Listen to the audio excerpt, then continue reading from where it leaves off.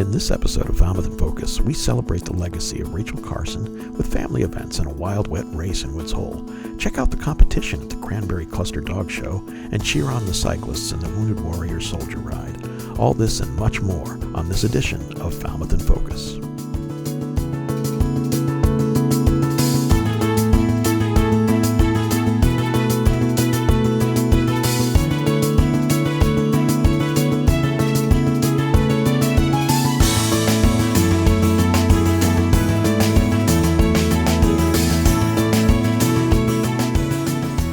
Hello and welcome to Falmouth in Focus, FCTV's current affairs program. I'm your host, Michael Kasparian. Rachel Carson Day is an annual celebration in Woods Hole commemorating her contributions to ecology and conservation, her writings, including the landmark book Silent Spring, along with her connection to Woods Hole, where she worked at the MBL. One of the most colorful events of the day is the Anything But a Boat Race, which took place at Waterfront Park. So Rachel Carson came to Woods Hole as a student and studied at the Marine Biological Laboratory. And she often called Woods Hole her intellectual home. And several years ago, the community came together to dedicate a statue in her honor, which shows her looking out to the sea, how she often did with her notebook when she spent time here.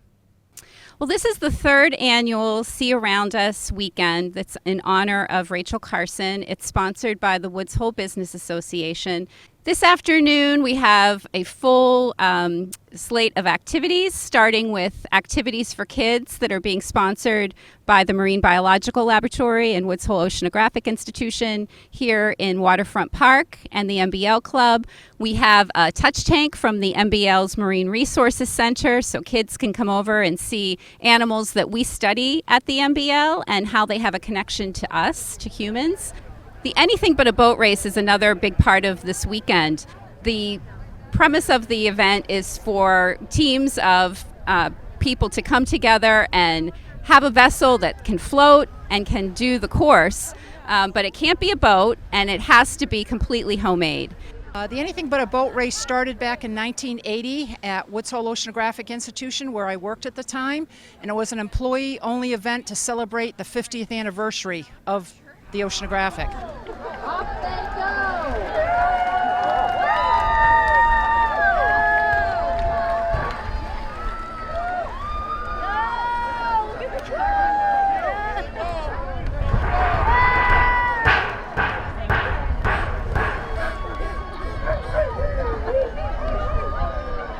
We did it for a few years, I think we did it four times in 5 years, and then it kind of went away.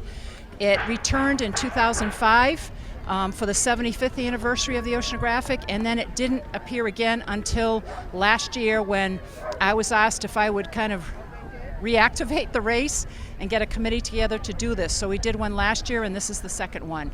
Let me give you the times. Hammering Howley was 4 minutes and 11 seconds.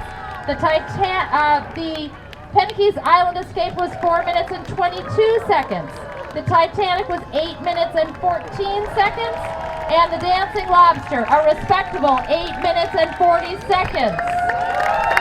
Excellent work, everybody. The goal is really just to have fun. It's just to be how creative somebody can be in designing something that is not any part of a boat. One of the rules is that you cannot use any official boat parts. So it has to be your creativity and engineering genius to make it around the course and get back. And there are prizes awarded at the end. But the real fun thing about it is just to have fun. The winning entry of the 2019 Anything But a Boat Race was the Howlin' Howley, a creation of 4 Woods Hole carpenters. Congratulations to all the contestants for their entertaining and imaginative vessels. Thank you to Tony Sedera for that piece. It's time now for 3 things from Town Hall, FCTV's condensed version of the takeaways from recent municipal meetings. Selections are chosen based on community impact. The Board of Selectmen met the past 2 Monday evenings to discuss important town business. In the September 9th meeting, the board heard a report from members of the Council on Aging. The report focused mainly on the construction of the new senior center and its completion date this December. So the Council on Aging has a few items that we'll be working on in FY 2020. Obviously, the main item on our agenda is to transition into the new building. This is at the main entrance. Looking down the hallway, on the right-hand side, you'll see the opening there. That is where the reception will be, and the staff. And just a little bit further down is the elevator. So that's the main hallway. If you look up, there's an opening up to the second floor, so it kind of connects the two floors visually. We think that just a couple years ago, we really were still talking about a site pretty vigorously and not having a consensus on it. And now we have a project that's, I'm not going to jinx it, but slated to potentially open in just a matter of months. In this past Monday's Selectmen's meeting, held at the Falmouth Library in the Herman Room, the board heard a detailed report from the Water Quality Management Committee regarding their past and recent work to clean Falmouth's valuable estuaries and watersheds. The report detailed the work the committee had done in the past 5 years and gave a scope of work to be done in the next 5 years and beyond. The board had questions regarding working with other towns and about funding for purposes the committee is recommending. There is, in the 10-year capital plan, there is a line item for wastewater plant upgrade that would address the sequencing batch reactor addition that Eric mentioned, as well as other basic upgrades at the wastewater plant. So that's a $10 to $19 million capital item that is ahead of the $60 million capital item. And that will be, it's in the current wastewater division capital plan, which will be incorporated into the town's plan. And we'll be presenting that in the next couple of years, as opposed to the 2025 timeframe. Also, the Selectmen read through this fall 2019 town meeting warrant, which needed to be executed at that evening's meeting. The Selectmen spent time working with the Charter Review Committee, detailing and reworking some of the articles that were submitted to them. The board was concerned about the amount of articles submitted by Charter Review, which would, if passed at town meeting, individually end up on spring's election ballot. I just want to say thank you again to the Charter Review Committee.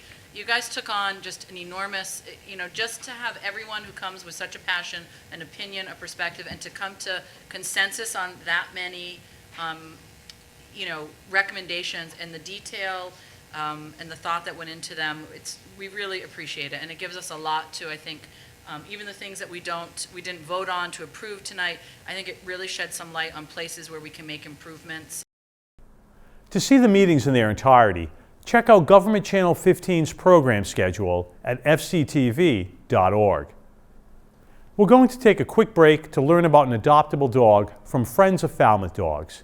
And when we return, we'll attend an important fundraiser to assist the Falmouth homeless. Stay with us. Jackson is a young male mixed breed weighing in at about 65 pounds. He's very active and loves to go on long walks, fetch sticks, and play tug-of-war with his dog friends. He's neutered, microchipped, up-to-date on all vaccines, house-trained, and crate-trained. He needs to learn more basic commands and to master loose, leashed walking. He has a strong prey drive and needs an adopter strong enough to handle him and who will continue his training. Unfortunately, cats are too interesting for this boy. He loves kids but doesn't know his size and strength, so families with adolescents are probably best suited for him. Jackson is very affectionate and loves nothing more than to snuggle on the couch with his human companion. He's living in foster care. Please call 508-548-7742 to make an appointment with him. Welcome back. Across the Falmouth Public School District, teachers and staff came together on August 27th to celebrate the start of the school year. In addition to celebrating the grand opening of Falmouth High School's multipurpose field, staff learned more about upcoming initiatives in the district, welcomed new staff, and celebrated the accomplishments of many others. Relationships matter. Look around you. This is your Falmouth family. We're a family because we support one another, and together we lift each other up. Henry Ford said, "Coming together is the beginning. Keeping together is progress. Working together is success." Our success is contributed to, in part, because we are a family, a community. We care and trust each other, and we are joined in one mission, our students. But the first day of school is our second New Year's. It is our day to make resolutions, to look backward at former lapses and triumphs, and look ahead, usually with a mix of anxiety and hope, to the year to come. Mark Edmondson. That was a New York Times Magazine. Have fun, be safe, and do what you do best, teach. I know that you're hitting the ground running. You won't stop until June, but in the midst of it, I just want to remind you that FEF and our very generous Falmouth community are ready to help you realize your dream projects. There are strengths, challenges, and rewards to working in a team. The strength is multiple ideas. The challenge is setting aside our own individual dream to that of the collective ideas of the team. The rewards are enjoying the journey together, learning from one another, seeing each other through the failed attempts, and celebrating together when you come to a successful outcome. I challenge you to collaborate more with your colleagues within and across schools, to partner with our great community, to provide our students with increased opportunities to work as a team, and to allow ourselves and our students to have fun along the way. I challenge you to continue to bring more joy to teaching and learning. Thanks to Ryan Weber for that coverage.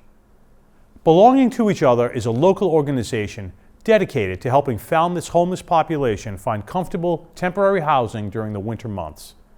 Its third annual fundraising gala was held at St. Barnabas Church last week, and FCTV was there for the sold-out event. This event is the third year we have done it, and it is our major fundraiser. We have over 100 volunteers, and I think probably 50 or 60 of them have put in unbelievable amounts of time to organize this event tonight. Well, from a personal standpoint, I realize that anyone can be homeless.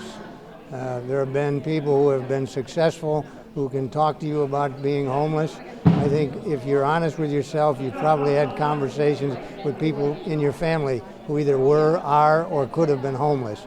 So in my heart, I realize it's an important advantage that we have to serve in this area.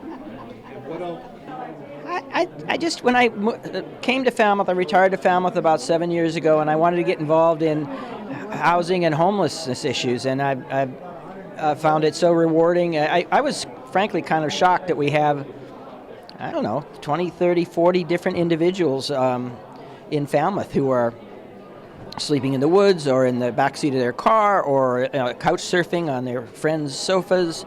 And it's just very fulfilling to work with all these volunteers and our paid social workers who are awesome, interviewing our homeless neighbors. Those who don't qualify for our program get placed into other programs, be it detox or some other kind of setting.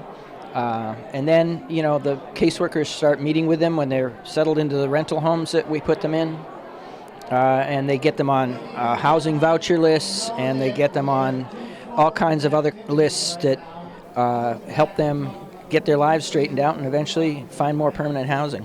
We need people who visit the rental homes and help our homeless neighbors get settled, help them fill out paperwork, go do their food shopping. Sometimes we drive them to the Falmouth Service Center food pantry.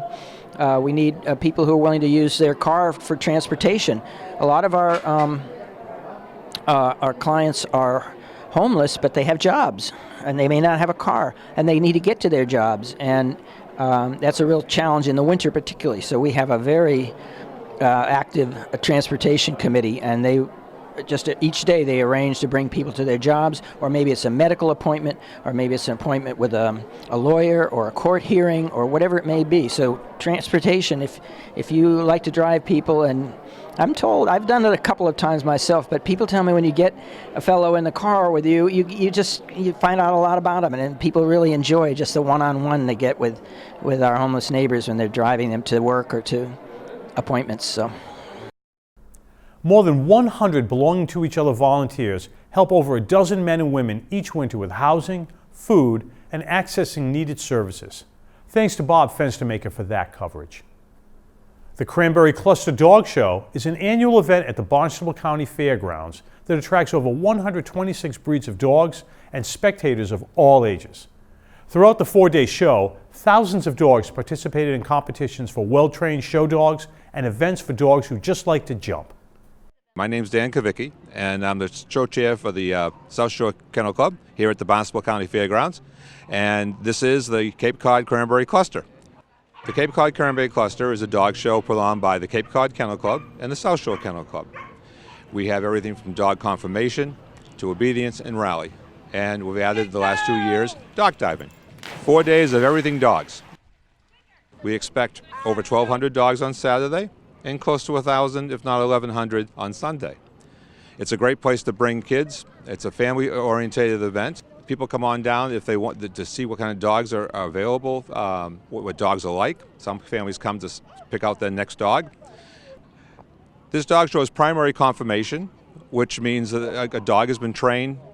Usually when they're a puppy, they start getting trained.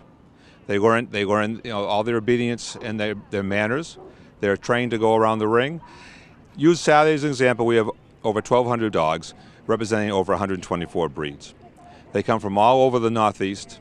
The breeds compete against each other, ultimately looking for the best dog in the group. So you'll have the boys competing separately from the girls, and eventually they'll all come together at the end for the best in breed. There will be eventually 7 dogs who will compete for best in show. There will be a best in show dog, and then there'll be a second or reserve best in show. And that dog takes home the big ribbon.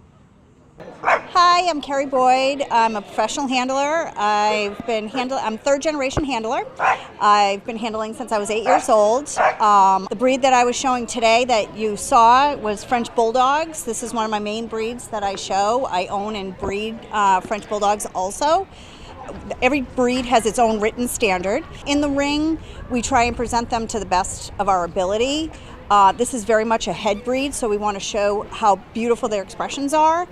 And it's a movement breed also, so we need to be able to walk correctly for the dogs and show off their top lines and things that make the breed what they are meant to look like. Judges are very well trained.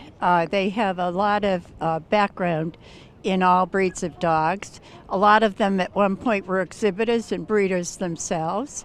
And when you get your training, you look at standards and you study, and you have other breeders helping you out with what they expect in their breed. So you hope to go into the ring very well versed with the breed of dog that you're about to judge. You look for dogs that move well on their feet, that are built correctly, that are balanced, that are, the markings might be a very important thing in that breed, which they are.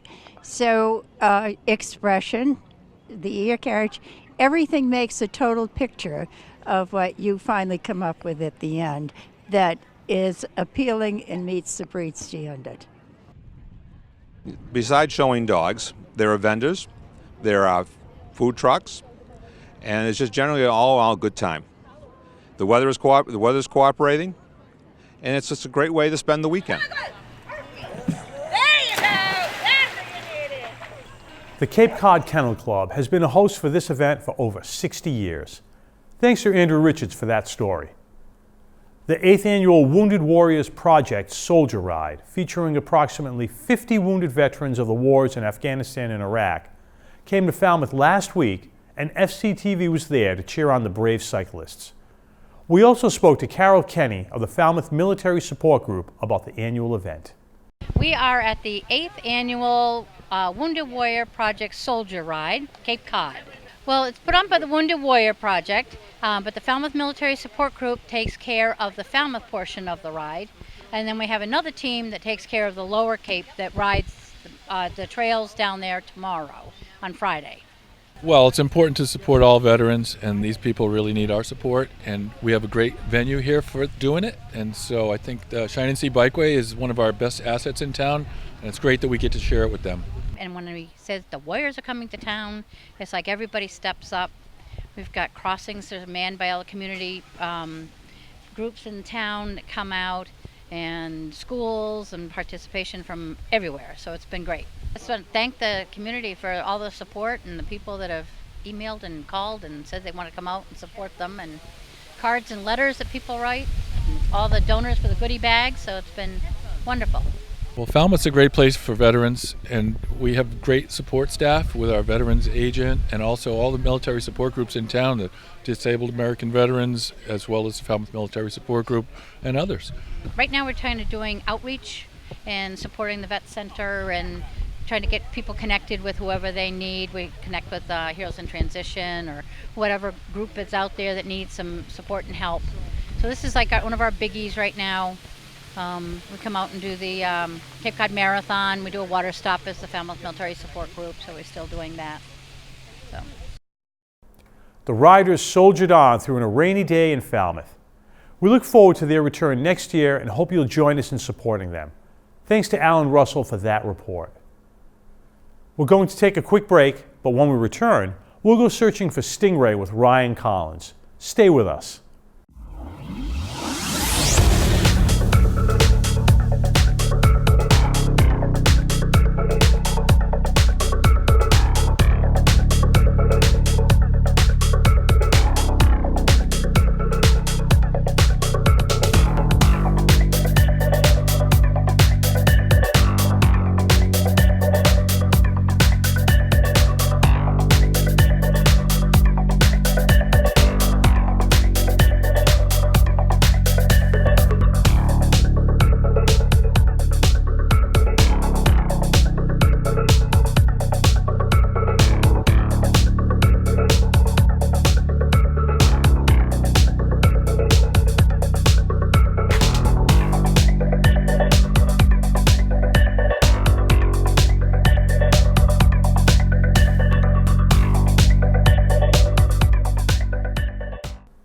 Welcome back.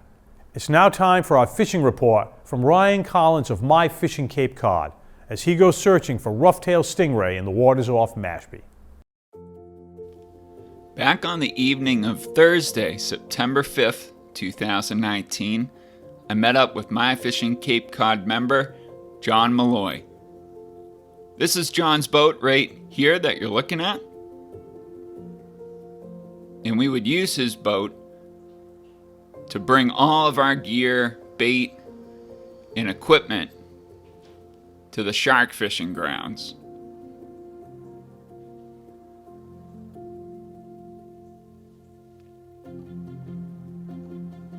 As you can see, it was an absolutely gorgeous night.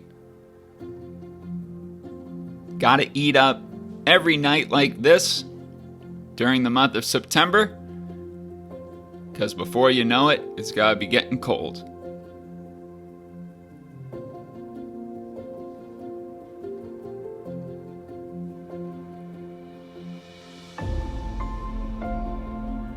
During this trip, we would meet up with John's friends Chris, Sean, Connor, and Kevin.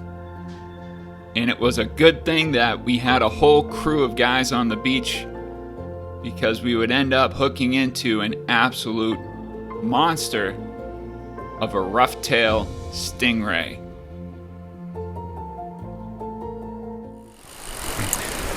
He's done running. Uh-oh. You know what this feels like? A ray? A ray. Uh-oh. Feels like a ray, Johnny. Yeah, it does. Oh, no! I'm glad it went off on this rod. Yeah. How long's an average fight for the rays?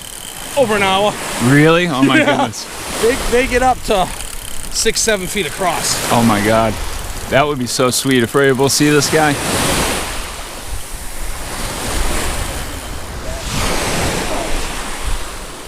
There you go. Rough-tail rays are the largest ray in the Atlantic Ocean, growing up to 800 pounds. And on Cape Cod, believe it or not, these rough-tail rays, at night, sometimes come within 30 yards of the shoreline. This giant ray ate a dead eel that was fished with 4 ounces right on the bottom. So are these guys common? You catch a lot on the beach? Common. We hook a fair bit every year. Yep. This year particularly, there seems to be a lot more than normal. Okay. A lot more than normal. And what's the average size? Good 5-6 feet across, I'd say. Okay.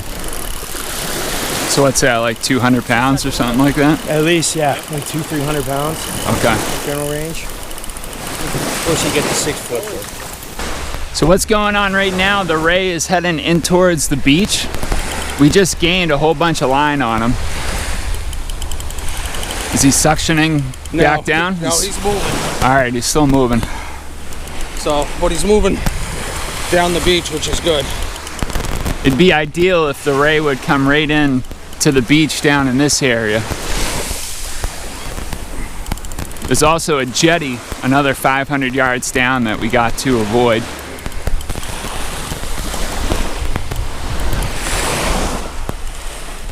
So we've been fighting the ray for close to 3 hours.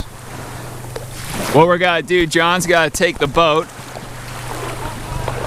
and hopefully we'll get right above him with the boat and be able to pull him up off the bottom. That's the plan. That's the plan, at least. We estimated this ray to be about 5 feet across, and it probably weighed several hundred pounds. Our goal was to bring the ray into the beach, into shallow water, so we could get a good photo and some more video. Catching that rough-tail ray was definitely a fishing experience that I will never forget. More importantly, it opened me up to the realization that there are incredible creatures coming in very, very close to the beach at night on Cape Cod. No, I don't think you need to be concerned by any means. It's just cool to know that these almost prehistoric looking animals are swimming around in 3 or 4 feet of water off some of the Cape's most beautiful beaches. It's still a wild ocean out there, and this trip just proved that to me once again. As always, thank you for watching these videos. Tight lines and take care.